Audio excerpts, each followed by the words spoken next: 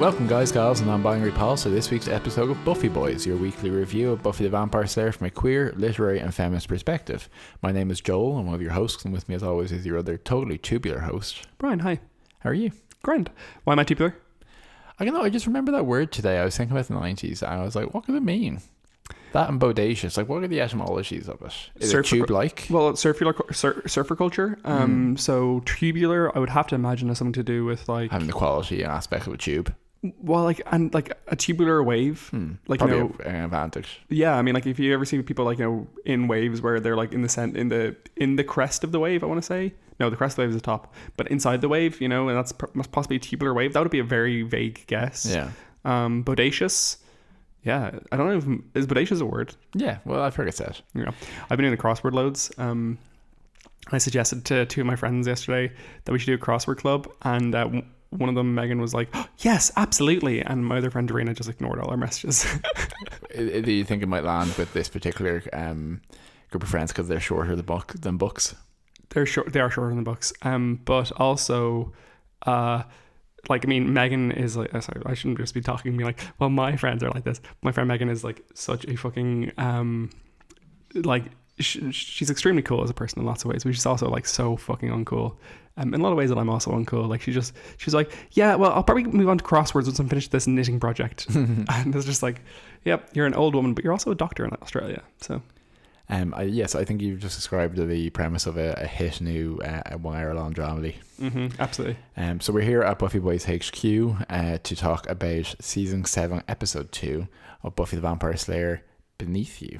Yeah, indeed. It was written by Doug Petrie, who last wrote 2 to Go, and it was directed by Nick Mark, who last directed Double Meat Palace. And here is your Buffy on summary. Xander rescues Nancy from a giant worm who ate her dog. It turns out to be her ex, whom Anya cursed. Anya removed the spell. Willow has a vision of doom. Spike has helped, and first Anya, then Buffy realize he has a soul and is tormented to near madness. A girl is killed in Germany. Yeah, that's actually reasonably fine, though I would have put the girl being killed in Germany at the first opening. Yeah. Okay, should we do the bronze banter? Yeah, and in this episode they're in the bronze, right? It's been a while. It's unrecognizable, I think. I know it had its remodel, but even so, it's like, what is this big kind of performance space we're in? Anyway, we're over here in our retro vintage version of the bronze, and yeah, what's very funny is that the Dawn never really goes to the bronze like once or twice, but this is 100% where they were all hanging out at her age. And it's like, it's okay for them, but not for her. Do you think the backstory might be that the bronze is actually becoming a deeply uncool place for millennials and boomers and stuff? Oh, yeah. God, do you remember that when we were like younger and we were like, oh God, there were moments where we would have been like, oh, we should all go to this thing, and people were like, no one goes to cunt anymore. We all go to mother. Yeah, and unfortunately, that was actually the name of a popular club night. Yeah, it was See You Next Tuesday, and it was really funny because there was like a national scandal because some girl came home to her like posh Southside home, and her mother was an Irish Times, which is like the paper of record. She was a columnist for it, and she was like, how dare you stamp that word on my daughter's forearm. Now, it was the stamp was the size of a brand. It was about 7 inches long and massive black print letters, so it was quite an interesting experiment. But we're over here in the bronze, and we're talking about what we've been doing, what we've been liking this week, and I'm using all my mental faculties to how focus awful on would it be if like, imagine if someone like listens to our podcast and they were like, okay, I'm going to skip past the bronze banter because that's the worst part every week. Like, or maybe they stop after the bronze banter. Maybe it's like a whole, you can listen to the podcast loads of different ways.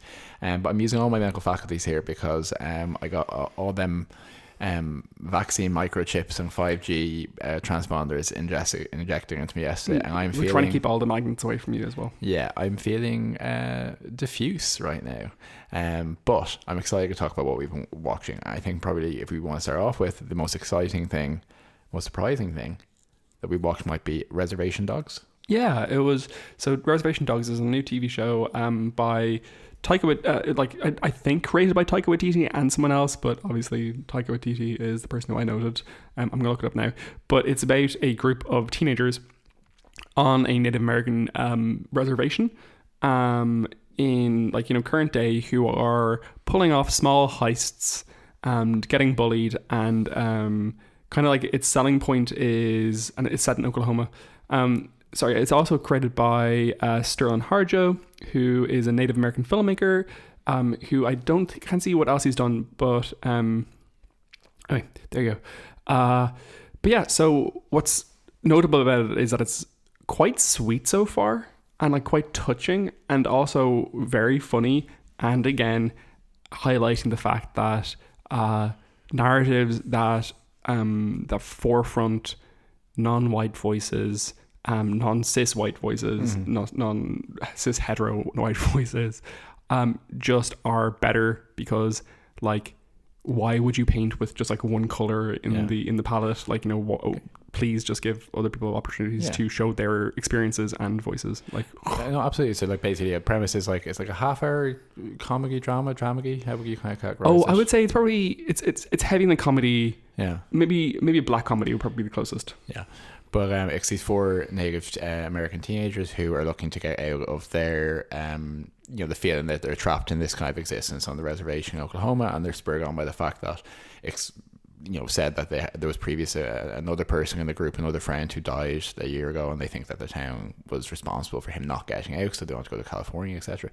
And immediately, like, you're watching this, and it's like, this is a similar feeling we had about watching Rutherford Falls, is that you never see this kind of content about Native Americans coming out. We consume literally so many TV shows about the New York Police Department, but also that I have an interesting tidbit for you on that point. Actually, and let me just note, the Wikipedia page does refer to the characters as indigenous. And I know that some people aren't comfortable with the phrase Native Americans. I think some other people are also not comfortable with the phrase indigenous. Unfortunately, I don't think there's a real like black and white answer about like how to refer to people who lived in America before colonization. But I think Native Americans is usually reasonably respectful. Yeah, I think that's a decent standard for this conversation. And also, I would note that in the show itself, and in many representative organizations in America, they still use the word Indian. Like, they refer to stuff as Indian in the show. There's a little bit of like reclaiming that word as well. Absolutely. I think, where it's like, well, this is how you referred to us for so many years. This is what we got comfortable with. We are not going to adjust to your PC bullshit, essentially. Yeah. Which also very much respect. So I think it's important to say it's very funny so far. Yeah. It's enjoyable. The cast, I mean, like these, I think 4 teenagers are all going to be stars. Like, 100%. Such like charisma, immediately. Just very like, we finished the first episode. It was like, put on the next one. Like, I want to see more. I really have. There are only 2 episodes out so far, so you're in on the ground floor. But a little tidbit I have for you. I listened to a different podcast people might be aware of, Food for Thought. THOT, which has an indigenous queer writer as one of the kind of the panel members. Cool. It's like The View, but for queer people, basically. Nice. Yeah. And they were in the writer's room for Reservation Dogs, and they said it was a really interesting process because it was very much like there was obviously a real intention to make this as authentic, as representative, and to platform those voices. But there was an aspect sometimes of overcorrection where it was like people were suggesting, okay, so he's experiencing something difficult here, traumatic. Is there maybe something that is appropriately cultural, like a ritual or something religious that he would do, or something that's like a cultural thing that they would do? And the response being like, he's a teenager. Yeah, and the writer was just like, well, how about we just haven't talked to his friends about it? And there was no criticism there, but like it's this interesting like navigation of like how even representing such a distinct cultural and ethnic minority, which is always represented primarily in the historical in the modern day, is and just exclusively really, through like a perspective of the colonizers.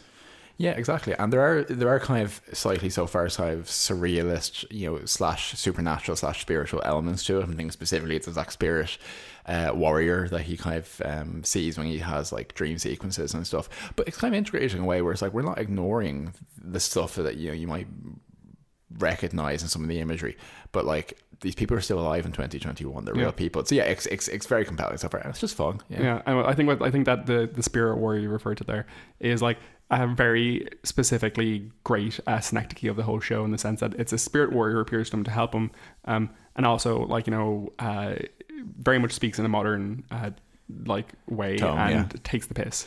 So and it's just like it's very like it's very it's that kind of thing where it's just like, kids gloves are, I mean, respecting culture is one thing. Engaging with and proliferating and keeping a culture alive is completely different work altogether. Yeah, and gives it new life. But yeah, I think also like represents that there is this huge swathe of, obviously many countries, but in this case particularly the United States, that isn't visually represented, and there are these kind of these rundown or more deprived areas, these places where people are living and their whole lives are on these underdeveloped communities that just isn't like part of the visual kind of the lexicon that we see. So yeah, enjoyable, recommend it. Yeah, absolutely. And the other TV show we were watching recently is Mr. Corman, which is a absolutely bizarre, surreal experience. It is a Joseph Gordon-Levitt created, directed, starring TV show. Joseph Gordon-Levitt, just if anyone doesn't remember who that is, he is the long-haired teen from Third Rock from the Sun, which I loved him at the time. I saw it coming, but also he's the gay boy from that 70s show. He is, and then more recent years he was in Inception, he was in Dark Knight Rises, he was the main character in Looper along with Bruce Willis, stuff like that. Yeah. And I know that he came into a bit of like hot water a couple of years ago with his like record label, where he kind of suggests that people send him music for free and stuff like this, which is a bit nonsensey, obviously. So you say this, and I actually think the only person who would complain about it was me. I don't know if it was actually in the news. I was just like, this seems a bit like you're saying we'll give you exposure. Yeah. He did, I think, direct, if not just write and produce, a movie a couple of years back, which I went to see like 3 times in the cinema by accident, but it was in 2013 or 2012, called Don John, which, if you haven't watched it, it's so fucking good. It's about a man with a sex addiction, and it's comedy, so it's not like too intense. Scarlett Johansson's in that as well. Scarlett Johansson's in it, and so is Brie Larson. And am I thinking of Silver Lining Playbook that Brie Larson's in? I think Brie Larson's in Don John. They're actually very similar movies, because I was sitting here thinking, Robert what's his name from Taxi Robert Driver? De Niro. Yeah. Taxi Driver, what was it called? Is that? Yeah. Anyway, Robert De Niro. Sorry. I think Robert De Niro is in both potentially. Anyway, Don John, really good. And Joseph Gordon-Levitt is just like a good creative force. Yeah. But this is his new TV show. It's on, I'm not sure what it's on. It might be on FX as well as as well as Reservation Dogs. But it is about like just an anxious teacher. Apple TV. Oh, it is Apple TV, because we noted how many good stuff they're releasing at the moment. Yeah, and from what I understand, I think you can get an Apple TV subscription for a song. Like it's like they're just giving them away. So really? Yeah, people have often said that it's very easy. That there's codes out there and coupons and free sign-ups and all that kind of stuff. So there is some decent content coming out as well. But yeah, it's very Joseph Gordon-Levitt obviously centered, and it's kind of a middle school teacher who. Yeah, it's kind of a hard one to categorize so far. It's basically about how he is incredibly dissatisfied with his life at the start of the show, and he's very cynical, and he's very much of our generation, more or less, in that way, and like a real sense of, that he's, entering into a later stage of his life, and he's still kind of like living kind of by himself and not in a relationship, and like not having this really structured lifestyle that's kind of, sold to us from previous generations. And then kind of like through like a number of almost like Atlanta, we kind of compared it to the TV show Atlanta, like encounters and episodes. I would say, yeah, it's very similar to Atlanta. I use episodes very much in the kind of like the hero's journey or the mythic sense, like kind of encounters, and kind of rediscovering kind of in what seems like a not particularly cheesy way the actual like merit of life and the value and how we connect with people and stuff. Yeah, it's kind of uplifting in a way that doesn't feel saccharine to me. I think. The last 2 episodes are quite uplifting. The first episode, I can't remember how did the first episode end. Give me a vague point. I think maybe with the punch around that time. Okay. Yeah. So the second episode like ended with like a very odd communal experience for him, and then the third episode like ends with like an extensive song and dance sequence with his mother, which was also very fascinating. It's just really good. We're really enjoying it. Highly recommend. And both of these are like short, digestible shows. A lot of things, but you end up start watching these days, like these big undertakings and all that. And they're only both like in 2 or 3 episodes out, so it's like a good thing to get on the. Mr. Corman's 3 episodes, and Reservation Dogs is 2. So I'm speaking of a man rediscovering his soul. In this episode of Buffy, we have. Did you like cater your commentary of the episode of the Mr. Corman to prepare yourself for that? I don't understand what happens inside here in the noggin. I'm just the mouthpiece. But yeah, I sometimes imagine or I visualize the inside of my head as like the kind of murky, bluish, inky water you see inside of a magic 8-ball, and then occasionally something pops up and I'm meant to read that out. I don't know how I got there. But in this episode, we have a couple of threads. I like this episode overall. I don't know if I wouldn't recommend this episode, but I thought it was really clean. It was like, here's just a Buffy episode. They're establishing, really kind of begging down the dynamic for the season. We see Buffy in her new job. We see where all the remaining Scoobies are. We do that classic often episode 2 thing of Buffy where it's like, here is kind of really establishing the threat. We get the introduction of kind of specifically, we see this is a recurring pattern of women being killed in this ritualistic way. From beneath you it devours, and significantly we have Spike reintroduced, and just a lot of interesting stuff and stuff around Spike that like I'm not quite sure yet even how I feel about it, so I'm kind of interested into getting into that. The first thing I will say is and also there's a monster in this. There's a classic monster of the week, and a guest actor who plays Nancy, who gives far more actual acting than the role I think requires. And also she hasn't acted in anything otherwise, so it was quite surprising. So maybe we'll start off with kind of Buffy in this role in the school with Robin Woods. Robin Wood. I don't know where I picked up the plural over the years. Robin Wood. Well, his the actor's name is DB Woods, right? Oh, with an S. DB Woodside. DB Woodside. So I think that's where we're picking that up might from. be what's throwing me off. I do like that they're very early on. They're just very clear about Buffy being like, "Why am I here?" Because it's the kind of thing that could easily be hand waved. She's like, "I don't have a college qualification yet." She's very charming when she's like, "Maybe you enjoyed my work at the Dublin Palace, etc." And Robin gives like a convincing explanation, I think, but it's still like, it really trying to land this like slightly convenient premise of her being in contact with the students, and I found that Robin moved the direction of less sinister in this episode and more likable and has some good quips. I think like what they're trying to set up here is like a tension of like, is Robin Wood super evil or is he reasonably standard and normal, and it's well handled. I think Buffy's interactions with him throughout the season are pretty great. I think they have a lot of chemistry, weirdly. I always when I watched this originally, I remember thinking that they're going to have like a romantic thing together, which they end up not having.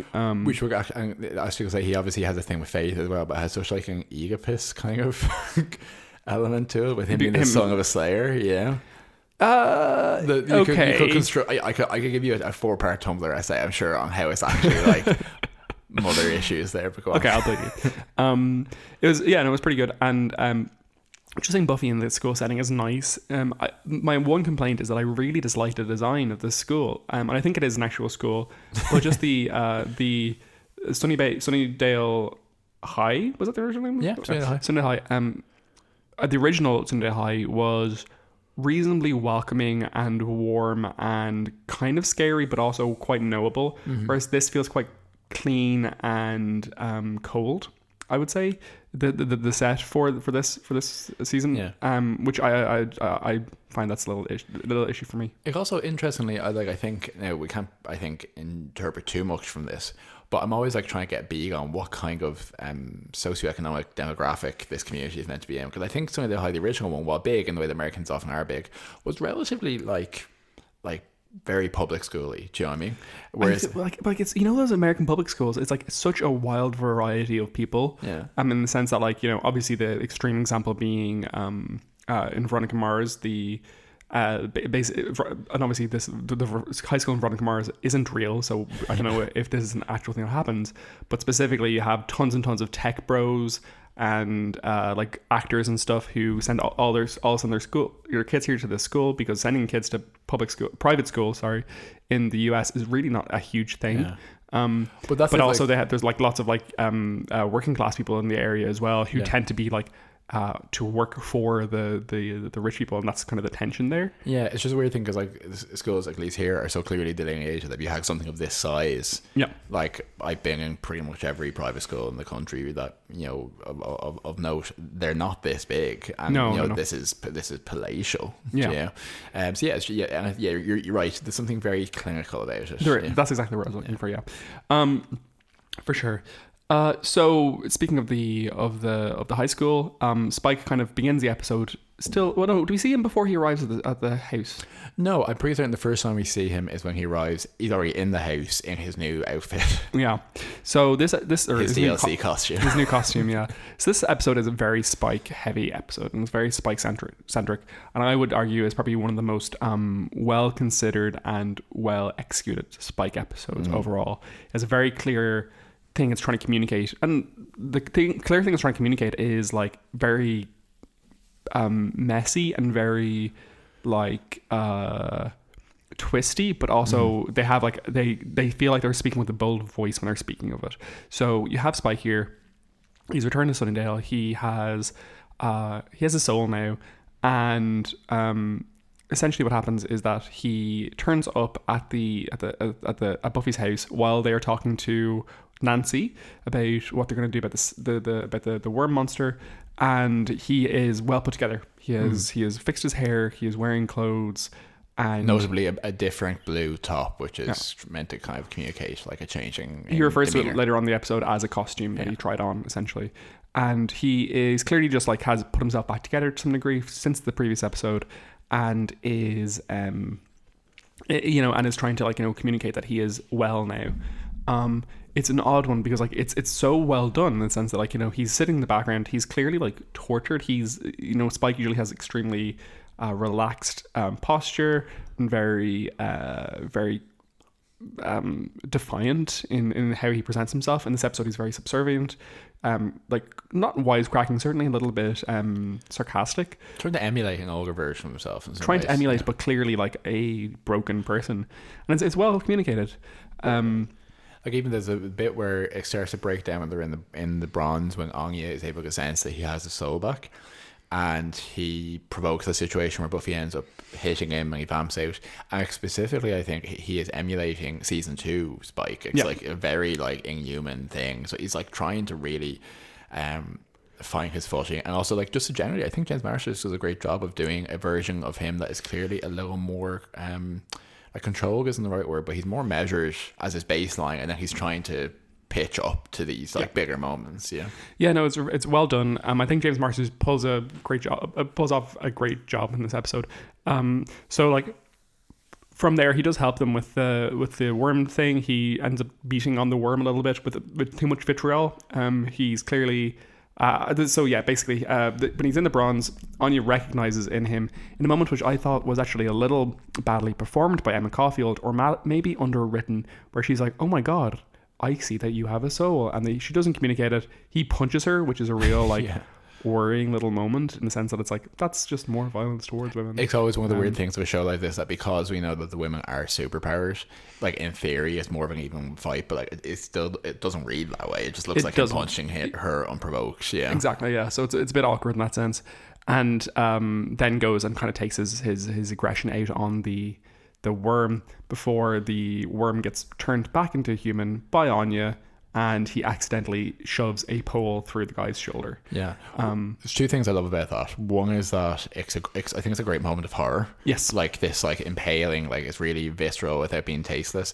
And I also love that this guy is this boyfriend who is turned into a worm, and that's how Nancy comes into the plot, etc. is in dialogue portrayed as a terrible boyfriend, an abusive boyfriend, kind of person who was stalky, etc., but is not deigning to have a single line of dialogue or even really see his face. It's like, we don't need to see you. Like, you are an archetype for this scene. We see his butt, but not his face. Exactly.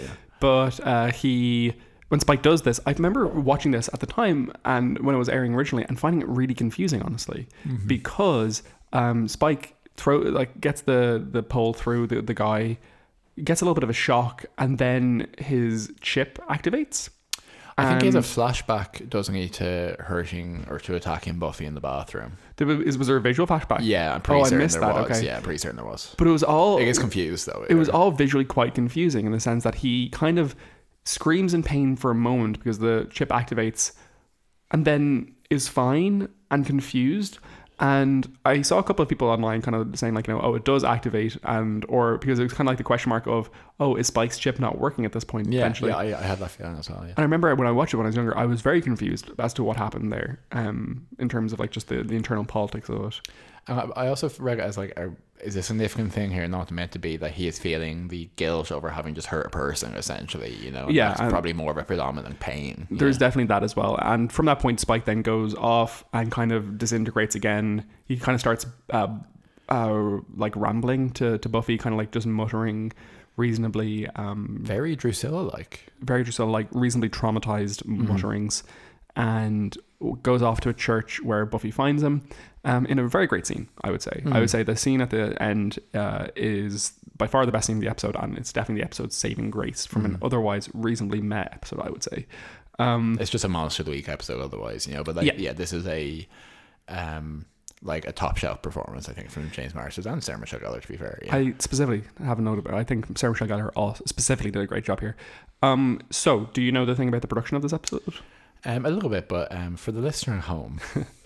So basically, James Marsters has spoken extensively about this episode, about how originally they filmed this whole scene at the end in the church, and they rapped on it, and they were fine, and they'd moved on, and Joss came to him afterwards and said, "Hey, listen, there's good news and bad news. The bad news is that we are scrapping that scene. You overacted in it. You got bad direction, and the writing just wasn't up to par. It's supposed to be like a scene stealing kind of like piece of dialogue, and really well done, and it was just too on the nose. The good news is that we're going to take whatever the 20 hours is, and apparently they're already over all union like restrictions or requirements for time, etc. Exactly. And they went back and Joss rewrote the whole scene, and they filmed it again, and it probably like caused a bunch of like budget issues and production issues down the line, but I think it was obviously worth it, because the final scene is a really, really, really good scene. It is shot beautifully. It's like flooded with this very menacing cold blue light. Buffy and Spike are both like filmed very, very well. It's just like lots of extremely dramatic shadows, and James Marsters does do an understated performance in it, in the sense that he is clearly, slowly and sadly losing his mind. And there's essentially, he reveals to Buffy that he has gotten his soul, that he thought that maybe this would mean that they are now back together, and that was the missing piece in him being the missing spark in him. Yeah, exactly. And Buffy is like just quietly crying, and you kind of have to wonder what exactly they're trying to communicate with that. But it works, because it kind of feels like everything culminated for Buffy. It's the angel stuff. It is the trauma I'm sure she experienced at Spike's hands. It is the empathy she's surely feeling for the extent of the pain he's going through. And then Spike, from a shot from the back, says like, "Buffy, can we rest?" and just drapes himself over the cross and starts smouldering. Burning, and it's just like, it is a incredibly striking image. It is very well done. It is one of the finest scenes of the show so far. Yeah, and I think I agree. I mean finest there in the real specific sense. In the sense there are other brilliant scenes which have sharp edges and are better, honestly. But this is precise. Exactly. I mean, like, the end of Lie to Me is not shot beautifully. It's not like visually incredible or anything, but it's far better. But this is extremely fine. Like the couple of significant moments here in the church where he wanders off into the shadows, looks back, very shadow overcast, and says, "I dreamt of killing you."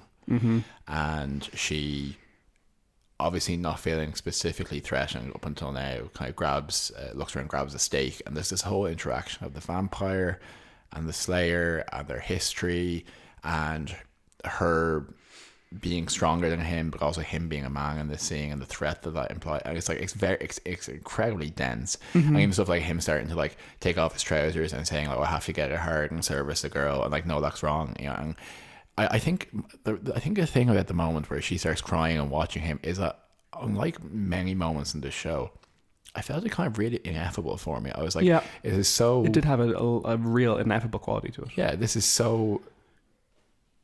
Not in a confused sense, but in a rich and a dense sense. There's so much in this, and so much horror on her part, and so much empathy, and so much change, that like it's only visual. Like, you almost can't articulate it. You know, it just, that feeling of in a moment realizing that like nothing will ever go back to the way it was, or something monumental has happened. It's a really beautiful thing that happens in great literature and media, is the moment of extreme emotional significance becoming overburdened with imagery, with metaphor, with all these things, and becoming essentially just a sensual experience rather than a logical experience.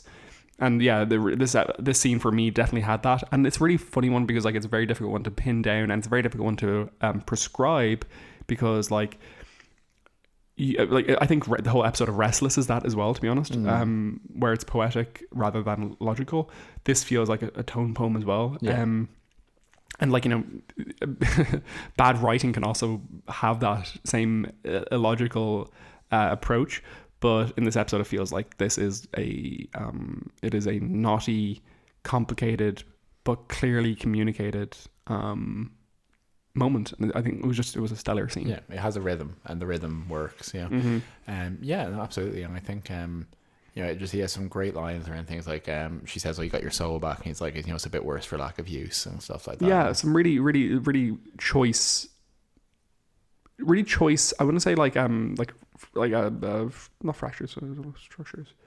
Some really beautiful fragments of phrases in this episode, or in this scene. Anyway, we should move on to the rest of the episode though, because that's what Spike's doing. And you kind of really get a sense in this episode of the Scooby Gang kind of starting to return. Willow's on her way back. Anya kind of is reintegrated into the fold, in the sense that Buffy, when Spike attacks Anya, defends Anya and fights alongside her, even though there is that tension of Anya and Buffy knowing that if Anya continues to do what she's doing, that Buffy is going to have to fight her at some point. After that, but it was really good. I found Xander to be as absolutely frustrating and shit as ever, to be honest, in this episode. I feel like he's moved back a little bit so far, quickly. He's watchable a lot of the time, but he's still just throwing around the word rape, willy-nilly, reminding Buffy. Like at one point he's like, "Buffy, Spike tried to rape you," and she's like, "I'm aware." Today, yeah, and it's just like it has aged incredibly, incredibly badly.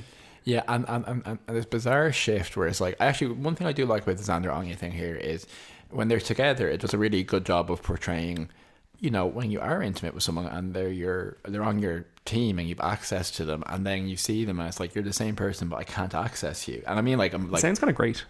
Yeah, I know.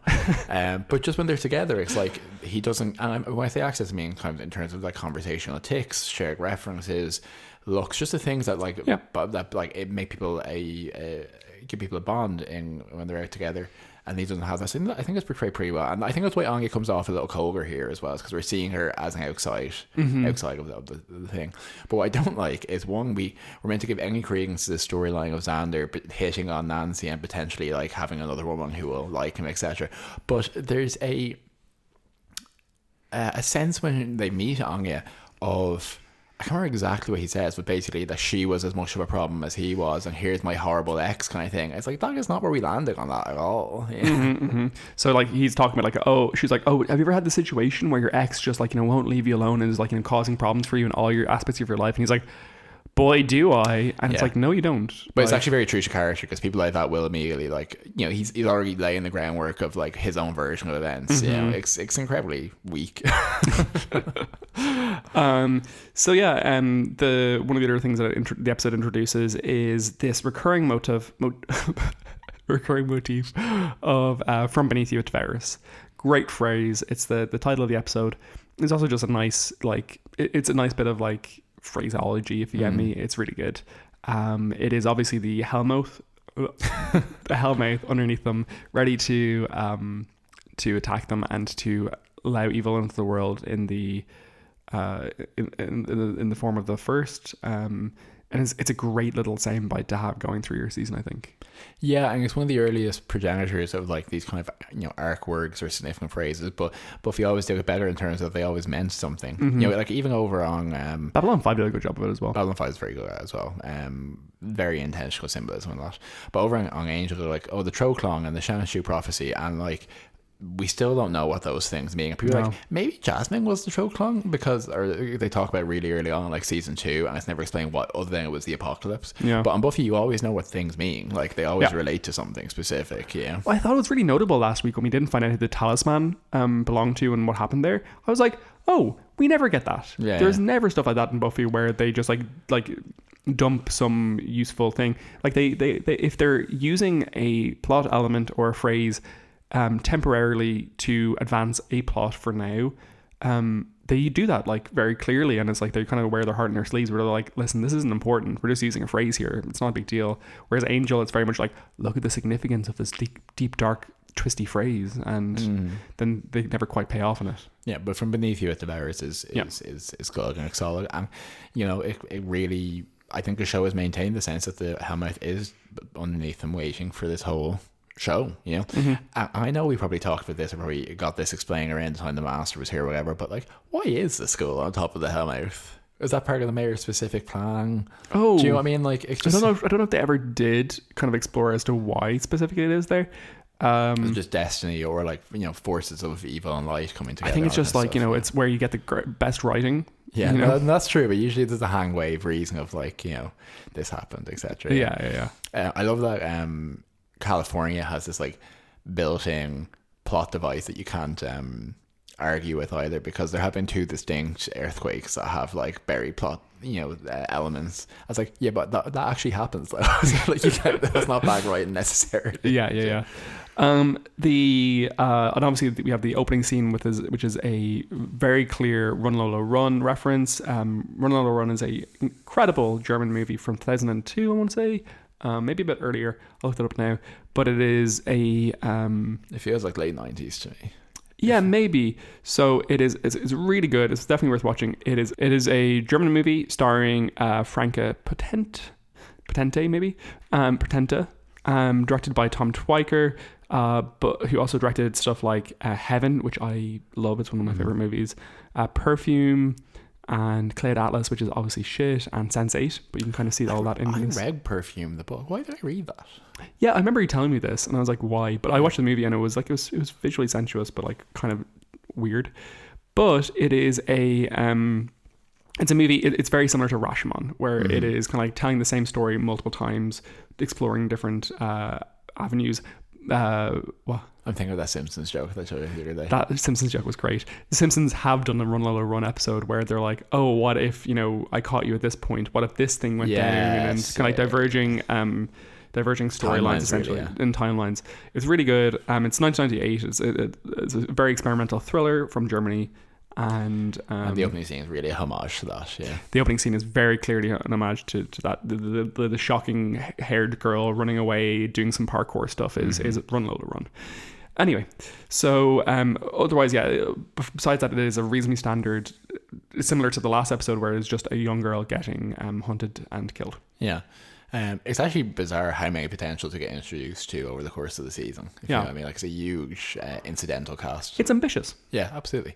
And then the monster of the week is just this ground worm, but like, and it's terrible, but I love it. It is so like Sligers or Outer Limits or something, and it's arguably a science fictional element. They make this interesting distinction where they're like, it's a slug-off demon, which is a worm. It's a natural predator, so it's suggesting that basically these worms have continued to exist in our ecosystem up until the Crusades, Spike says, but it's not a demon in some senses. Yeah, it's earthish. It's a cryptid, yeah. Bizarre. And the animation is kind of all over the place. It really is. It's a lot of fun, yeah.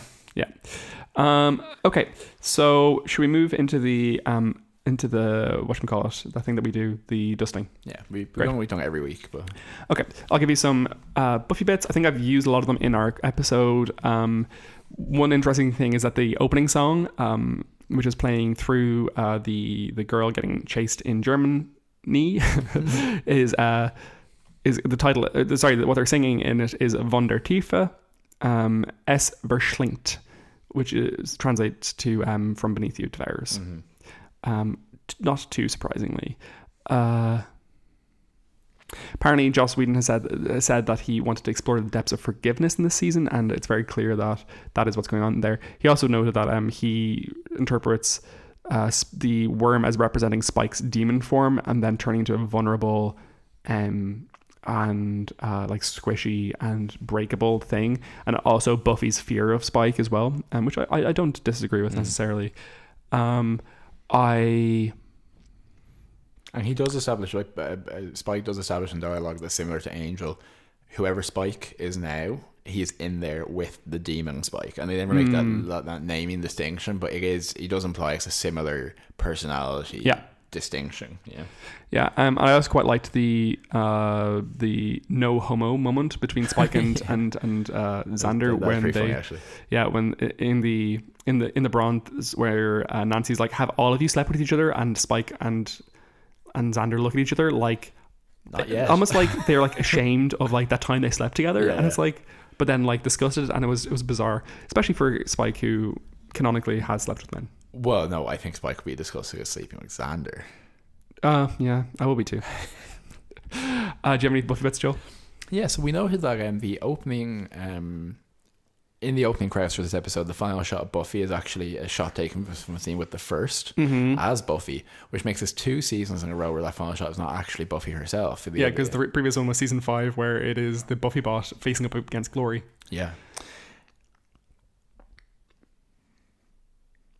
I did like the references and the acknowledgements of kind of going back to the beginning here, because Xander actually has like a little bit of a nice line where he's bringing Dong and Buffy to school, where he's like, blah blah blah, days gone by, hey, that kind of thing. Just like remember the first couple of seasons. Yeah, and that's just kind of nice. Robin is a vegetarian, apparently. Yeah, that was bizarre, which is not something I was aware of. I wrote down, I'm not sure how I thought I might find this out, but I wrote down who is the actor who played the dog. I don't think I'm going to be able to identify that. And I really, as basic as it is with me, I really enjoyed the scene where Dong is like, do vampires sleep? Because I can't overpower you, but if you hurt Buffy, you'll wake up on fire.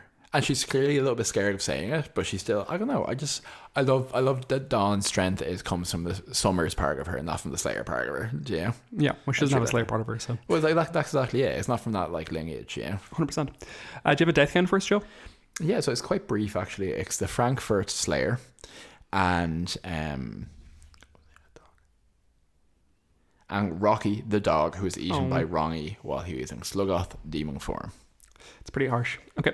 Do you have any... Oh, sorry, we skipped fashion notes. So I noted that Xander's shirt is really bad. It is very, like, dad in the 80s. I liked what Robin was wearing. I thought it was pretty actually classy as American suits go in the noughties. I loved Jaws' brown leather jacket. I thought it was gorgeous. And Willow's wearing just more of the same, which is just that nice... Why do you specifically note jackets all the time more than anything else? I think I just really like jackets. Because for a show that's set in California, these people wear a lot of outerwear. They do. Willow's like shearling jacket, really nice. I hated Buffy's top, which was like the kind of strappy corset she was wearing. I thought it was awful. And her work clothes also I didn't like very much. It was kind of like it looked like a mixture between a doily and... I know, I didn't like lacy things traditionally. I don't like lacy things, no. And I obviously the other 2 notes are obviously Spike's blue top looks fucking ridiculous, and Dara, if you're watching this, our friend Dara looks exactly like something Dara would wear. Painted onto him, exactly. Our friend Dara, he's a bad man. He keeps tweeting about his ginormous tits. Undeniable, but yeah, it's very, he should be ashamed. Anyway, so, and the other thing is that Anya's hair, the way she has it in this episode, which is very Yuna a la Final Fantasy X, just looks bad. I liked it when Buffy had that kind of style because it looked kind of coquettish. I don't like it with Anya's dark hair here. I watched a complete history of Final Fantasy while I was waiting for my vaccine yesterday, so I get that reference now. Oh, good. Yeah. Otherwise, I got to that. I like to see Nancy's jacket in this episode because that kind of really thin brown number that is very of its time, and it's very like swaggish, but like a lot of like powerful like businesswomen were wearing it in like the early 2000s on TV on the OC or things like that. Yeah, so I just enjoyed that as well. And yeah, otherwise, Xander's outfit is entirely forgettable. I think. He's wearing a t-shirt at one point, and you can kind of see that he has put on quite a bit of weight, and they're trying to hide it wherever they can, which must just feel crap when you're doing that. Or maybe he's fine with it, but I'd imagine it feels not good. Yeah, and I think it's just this weird thing of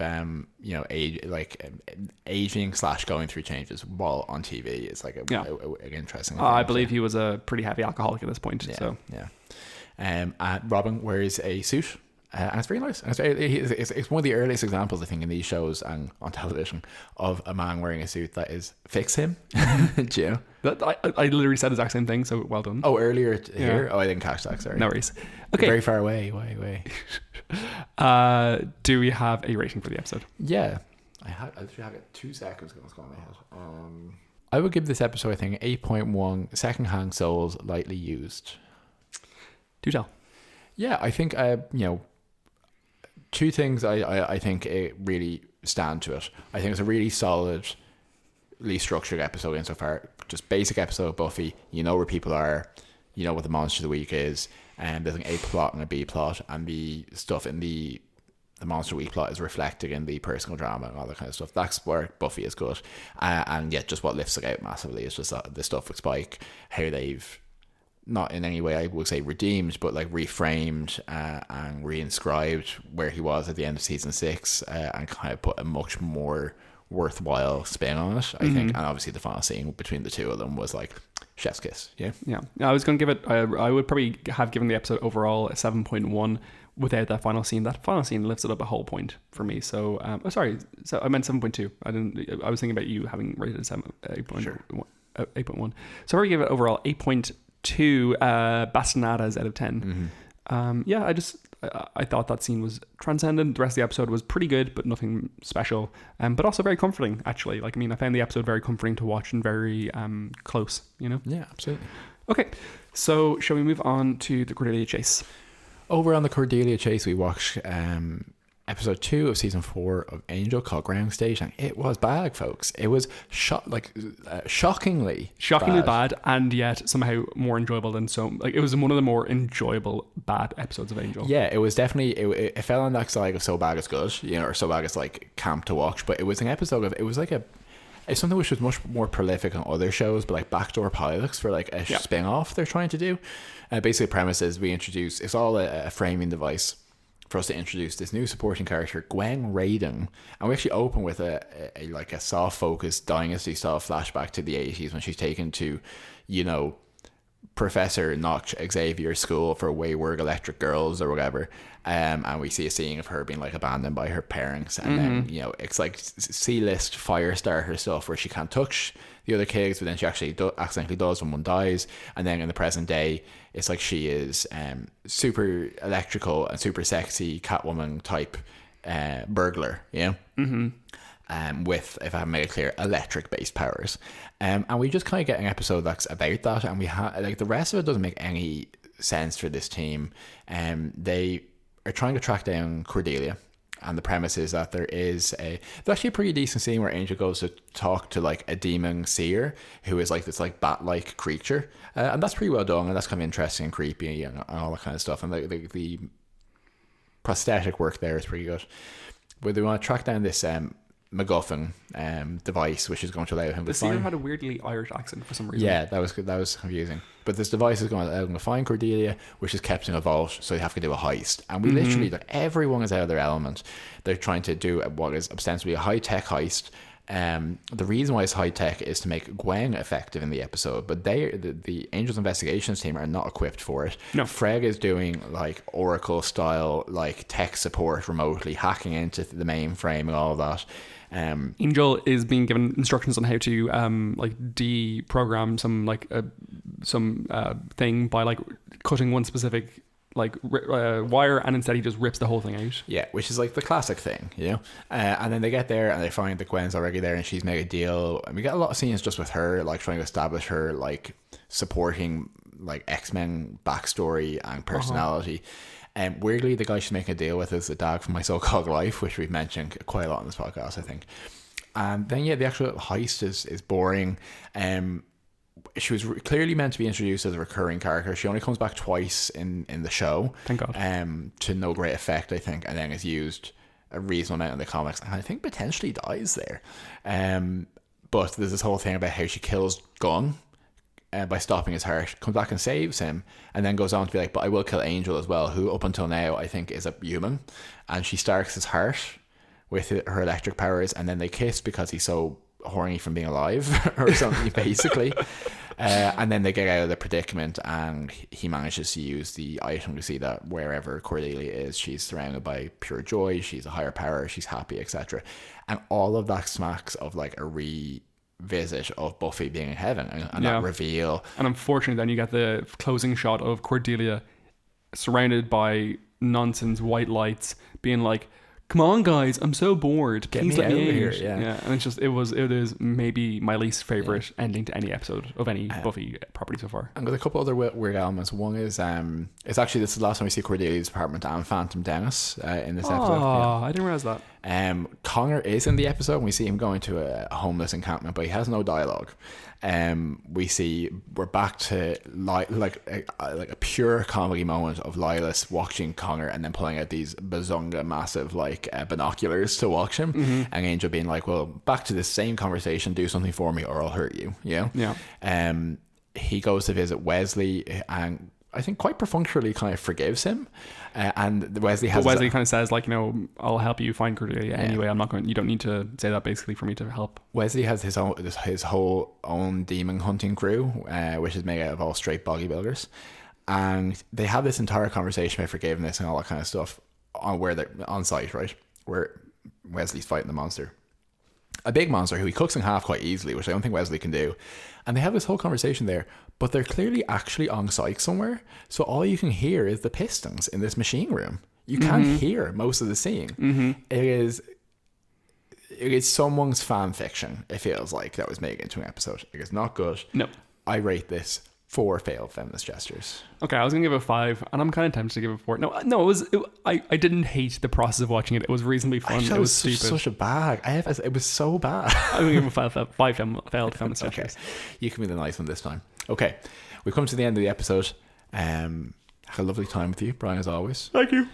Sat in your big palatial armchair there. Yeah, my back's still sore.